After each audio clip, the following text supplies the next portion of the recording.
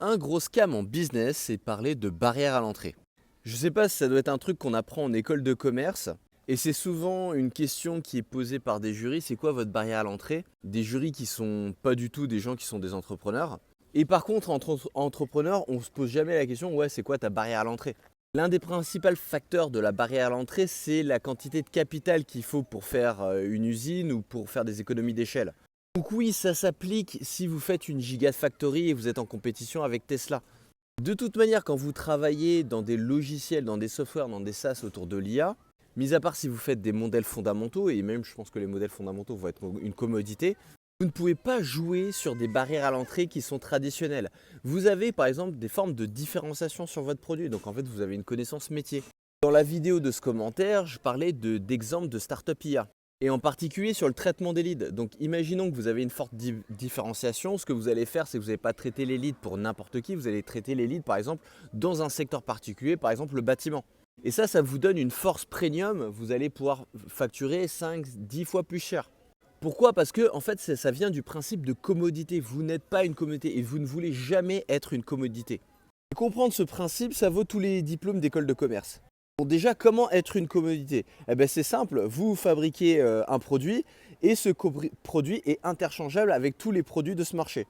Par exemple, si j'achète du maïs, que je l'achète au Brésil ou en France, c'est la même qualité de maïs.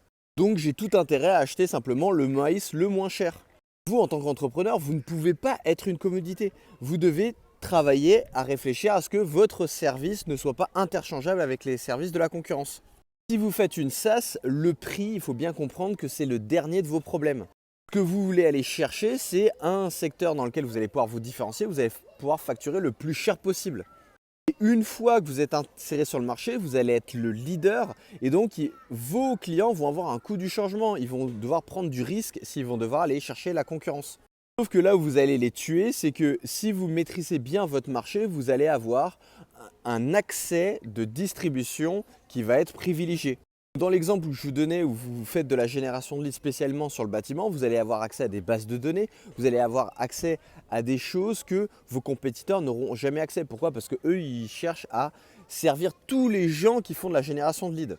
L'autre chose, c'est plus vous allez avoir des clients qui travaillent dans le bâtiment, qui vont se connecter et utiliser votre service, plus votre service il va avoir de la valeur, puisque en gros, vous allez avoir plus d'informations dans le bâtiment. Là où vos compétiteurs, étant noyés dans la masse de tous les secteurs, ils vont avoir un peu d'informations sur tous les secteurs. Et vous allez simplement avoir plus d'informations et des informations de meilleure qualité. Oubliez cette histoire de barrière à l'entrée et concentrez-vous sur ne pas être une commodité.